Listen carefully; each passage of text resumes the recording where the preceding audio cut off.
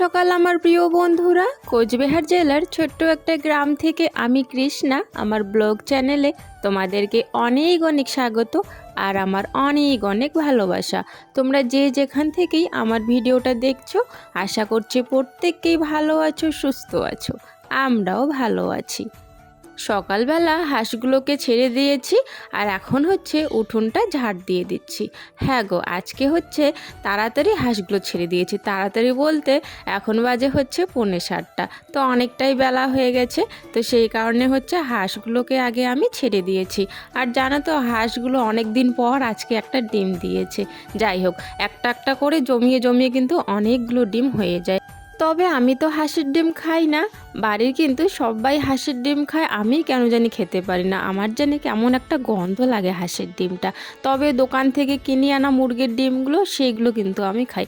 হাঁসের ডিমটা আগে খেতাম, আগে আমার খুবই পছন্দের ছিল জানো তো হাঁসের ডিম। কিন্তু ইদাদিন কেন জানি আমি খেতেই পারি না, একটা জানি কেমন গন্ধ করে। কুসুমটা তো একদম সহ্য করতে পারি না কুসুমের গন্ধটা। তো যাই হোক, তো হাঁসগুলো ছেড়ে দেওয়া শেষ, উঠোন আমার ঝাড় দেওয়া শেষ হয়ে গেছে। এখন হচ্ছে কলে পারে বাসনগুলো মাজার জন্য যখনই আসলাম, প্রীতি বলছে ও নাকি আগে ব্রাশ করবে।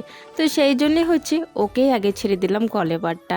তারপর যখন ওর কাজ হয়ে যায়, পরে আমি হচ্ছে বাসনগুলো মেজে নেই।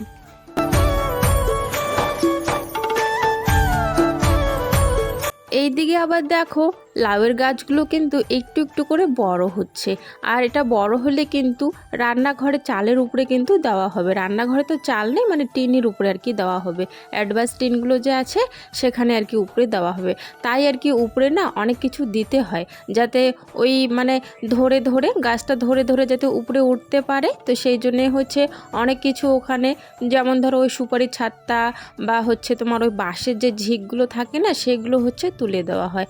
এদিকে আবার বাসন মাজতে মাজতে হচ্ছে বাসনগুলো ধুয়ে আসার পর যখন আমি ব্রাশটা করি কলে পারে, তখন আবার মাথার উপরে ধাম করে একটা হচ্ছে দেখো সুপারির ছাত্তা পড়ে যায়। তো প্রীতমের বাবা বলছিল ওটা দাও, আমি হচ্ছে টিনের উপরে ঢিল মারি। কারণ হচ্ছে আস্তে আস্তে তো আমাদের লাউয়ের গাছগুলো বড় হচ্ছে, তো সেই কারণে হচ্ছে ওগুলো আস্তে আস্তে আমরা জমা করছি। ঠাকুর লাপালাপি করছে, ঠাকুর ঘর লেপছে, ও পুজো করবে সেই জন্য। আর এদিকে হচ্ছে সব খড়ি বের করে রাখা হয়েছে, রোদে দেওয়া হয়েছে। এখনো রেখে দিবা?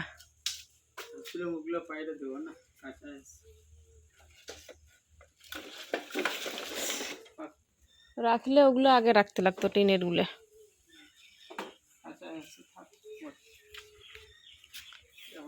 শুকাও কারো এখন। হ্যাঁ, এখন তো আর বৃষ্টি নাই।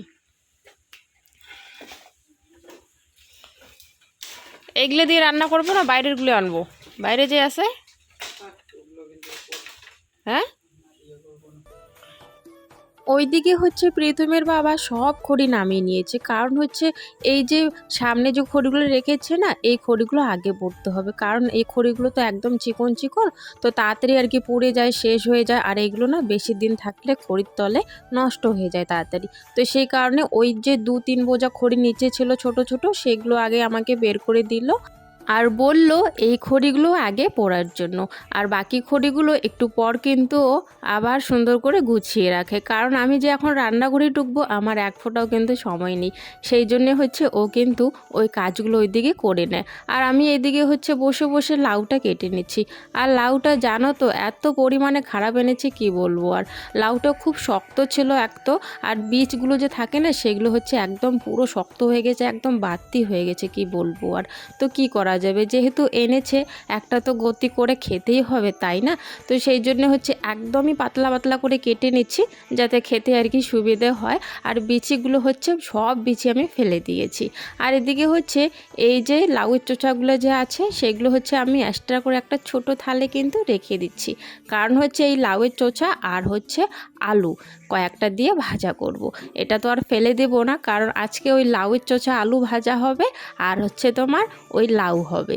তো ফেলে দেব না বলে কিন্তু এটা আজকে ভাজা খাবো। এই যে লাউ অর্ধেক কেটে নিয়েছি, আর এখানে হচ্ছে তোমার লাউয়ের যে চোচাগুলো থাকে সেগুলো হচ্ছে কেটে নিয়েছি। এখানে আবার একটু আলু দিতে হবে, ভাজা করব আর হচ্ছে লাউ তরকারি করবো। আর লাউটা দেখো কি জঘন্য, জঘন্য বলতে একদম বাতি হয়ে গেছে। বিচি দেখো, বীজগুলোর দেখো খুব শক্ত, খুব শক্ত বীজগুলো। আর বীজগুলো যদি ওই শাকে থাকে না, ওই লাউ তরকারিতে যদি থাকে, দাঁতে লাগে, আমার একদমই ভালো লাগে না। সেজন্য হচ্ছে বীজগুলো সব ফেলে দিয়েছি। বীজগুলো দেখো খুব বাড়তি হয়ে গেছে, বীজগুলো শক্ত খুব।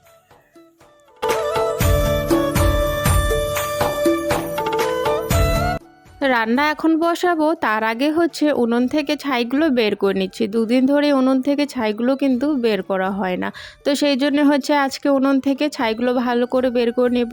একদিন বের করলে না ওই 2-3 দিন আর কি চলে, আর কি 2-3 দিন বের না করলেও চলে। তবে ওই 2-3 দিন পর পর না বের করতে হয়, তা না হলে আবার উনুনটা ভালো করে চলতে চায় না। আর আমাদের তো এই ছাইগুলো তো কাজেই লাগেই, বাসন মাজার কাজে। আমি হচ্ছে সার্ফ একটু মিশিয়ে ছাইগুলো দিয়ে কিন্তু বাসন মাজি থাকি প্রত্যেক দিন। তো সেই কারণে হচ্ছে ছাইগুলো কিন্তু আমি ফেলে দেই না, ভালো একটা পাত্রে আর কি তুলে রেখে দেই। তারপরে হচ্ছে ওগুলো দিয়ে বাসন মাজি প্রত্যেক দিন। এদিকে দেখো উনুনটা জ্বালিয়ে হচ্ছে আগে না লাউটাই বানিয়ে নিচ্ছি। কারণ হচ্ছে লাউটা আগে বানিয়ে নিচ্ছে, পরে হচ্ছে লাউটা বানানোর পর হচ্ছে কিন্তু ভাতটা রান্না করব, তারপরে লাস্টে গিয়ে হচ্ছে ভাজাটা করব। কারণ এটা যেহেতু আমার রেডি আছে, তরকারিটা কাটা আছে, রেডি আছে, তো সেই কারণে হচ্ছে আমি লাউটাই আগে বসিয়ে দিলাম। ভাতটা পরে বসালে কি হবে, একটু গরম গরম থাকবে, তাহলে আবার গরম গরম একটু খাওয়াও যাবে, তাই না? তো সেই কারণে হচ্ছে একটু দেরিতে ভাতটা বসিয়ে দেব। আর ওইদিকে লাউটা বসানোর পর হচ্ছে এদিকে একটু মশলাটা করে নিচ্ছি। মশলা বলতে লাউয়ে হচ্ছে দেব একটু আদা বাটা, জিরে বাটা, আর হচ্ছে কয়েকটা লঙ্কা। আর জানো তো লঙ্কাগুলো একা একা ঝুড়িতে থেকে থেকে না পচে যাচ্ছে, নষ্ট হয়ে যাচ্ছে। তাও আরও সম্পূর্ণ লঙ্কাটা পচে না গো, একটা সাইডের আর কি পচে যায়, আর এক সাইড ভালোই থাকে। আমি কি করলাম, মানে পচা সাইডটা হচ্ছে কাটারি দিয়ে কেটে ফেলে দিলাম, আর ভালো সাইডটা হচ্ছে নিয়ে নিয়েছি। আর এগুলো হচ্ছে সব মিলে বেটে তারপরে হচ্ছে লাউয়ে দেব। লাউয়ে কিন্তু মৌরি বাটা দিলে ভালোই লাগে, তবে কি করব, মৌরি তো ঘরে নেই, জিরে আছে, সেই জন্য হচ্ছে জিরে বাটাটাই দিয়ে দিচ্ছি।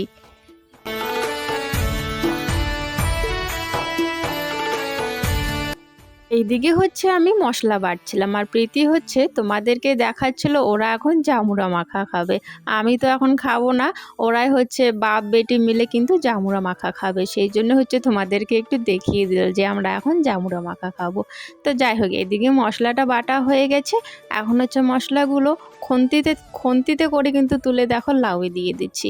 কারণ হচ্ছে এখন তো আমাকে দিতেই হবে মশলাগুলো, আবার বাটিতে তুলবো, তো সেই কারণে সঙ্গে সঙ্গে হচ্ছে খন্তি দিয়ে তুলে কিন্তু তরকারিতে দিয়ে দিলাম। আর আমি কিন্তু এরকমটাই করি, আমি কিন্তু ওই এক্সট্রা বাটিতে তুলে অনেকক্ষণ ধরে কিন্তু রাখি না, সঙ্গে সঙ্গে বাটার পর সঙ্গে সঙ্গে হচ্ছে খন্তি দিয়ে তুলে তরকারিতে দিয়ে দেই। অনেক সময় যখন আর কি সব রেডি থাকে না, তখন হয়তো বাটিতে রাখি, কিন্তু বেশিরভাগই হচ্ছে আমি কিন্তু এরকম করে সঙ্গে সঙ্গে বেটে দিয়ে দিই। তো যাই হোক, লাউটা আমার হয়ে গেছে বানানো, মাখা মাখা বানিয়ে নিয়েছি। এখন হচ্ছে আমি ভাতের জলটাও কিন্তু বসিয়ে দেব। আর বন্ধুরা, তোমাদেরকে অনেক অনেক ধন্যবাদ গো, আমাকে এতটা ভালোবাসা দেওয়ার জন্য, আমাকে এতটা সাপোর্ট করার জন্য।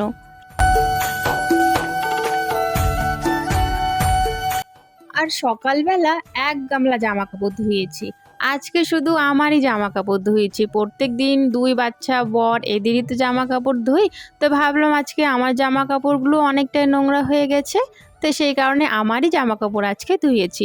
এদিকে হচ্ছে কড়াইয়ে ভাজাটা বসাতে না বসাতে আমার হঠাৎ মনে পড়ে বাইরে যে কাপড় জামাগুলো রোদে একদম পুড়ে যাচ্ছে, রং জ্বলে যায়। বেশিক্ষণ রোদে থাকলে জামা কাপড়ে কিন্তু রং জ্বলেই যায়। তো সেই কারণে হচ্ছে ভাজাটা বসিয়ে দিয়ে সঙ্গে সঙ্গে দৌড় দেই বাইরে জামা কাপড়গুলো আনার জন্য। সংসারের কাজ কিন্তু শেষ হওয়ার নামই নেয় না, একটার পর একটা কিন্তু দেখবে থাকেই কাজ, তাই না? একটা কাজ যদি শেষ হয় আর একটা কাজের কথা মনে পড়ে, আর একটা কাজ যদি শেষ হয় তাহলে আবার আর একটা কাজের কথা মনে পড়ে যায়। আজকে ভয়েস দেওয়া এক ফোঁটাও শান্তি হচ্ছে না বন্ধুরা, কেন বলো তো? একটু পর পর হচ্ছে ফোন আসছে, আর হচ্ছে আমাদের বাইরে হচ্ছে ওইদিকে পুজো হচ্ছে, তো পুজোর হচ্ছে ঢাক তো বাজবেই পুজোর সময়, তো একটু ভয়েস দিতে না আজকে একটু অসুবিধে হচ্ছে। তাও যখন ঢাকটা একটুখানির জন্য বন্ধ হয়ে থাকে, সঙ্গে সঙ্গে হচ্ছে আমি ভয়েসগুলো করে দিয়ে দেই।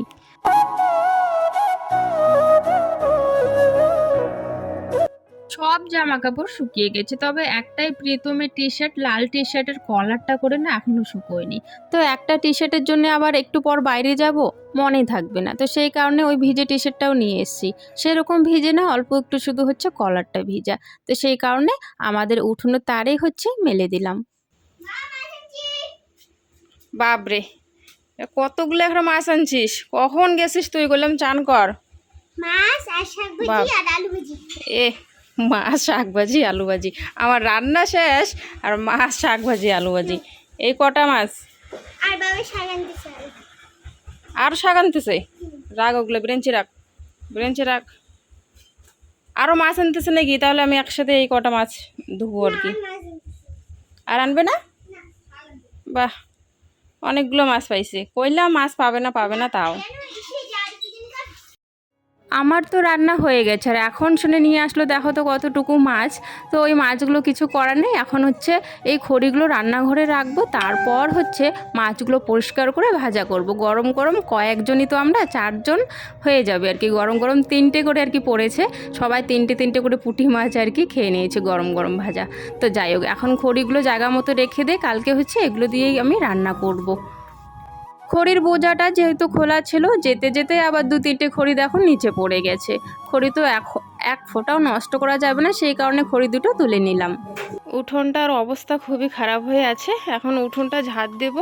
আর ওটা যে কার হাঁস এসেছে আমাদের বাড়িতে কী জানি, আমাদের হাঁসও এসেছে, মানে সাদা হাঁসটা এসেছে। সাদা হাঁসটা দেখো ভাত একদম ছড়িয়ে খেয়ে নিয়েছে, ছড়িয়ে খেয়ে নিয়ে ঘরে ঢুকে পড়েছে।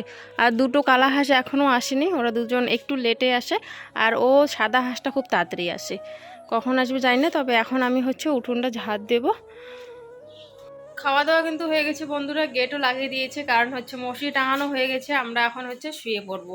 আর রাতে হচ্ছে আমি একটু তরকারি করেছি, তরকারি বলতে ওই যে কাঁচা কাঁচা কলা ছিল 2টা, আলু একটা, আর কষ অর্ধেক, এগুলো দিয়ে হচ্ছে একটু তরকারি করেছি রাতের খাওয়ার আর কি। তো ভাত ছিল আর কি, মানে তরকারিটা একটু শর্ট হয়ে গেছিলো, তো সেই কারণে একটু মাখা মাখা ওইসব সব কিছু মিলিয়ে একটা তরকারি করে নিয়েছি। ভাত তো ছিলই, তো খাওয়া দাওয়া হয়ে গেছে। যাই হোক, ওরা সবাই হচ্ছে শুয়ে পড়েছে, আমিও এখন শুয়ে পড়বো। তো সবাইকে গুড নাইট। তো যাই হোক বন্ধুরা, আজকের ভিডিওটা তাহলে এখানে শেষ করছি। দেখা হচ্ছে আগামীকাল নতুন দিনে নতুন একটা ভিডিওর সাথে। সবাই ভালো থেকো, সুস্থ থেকো, টাটা।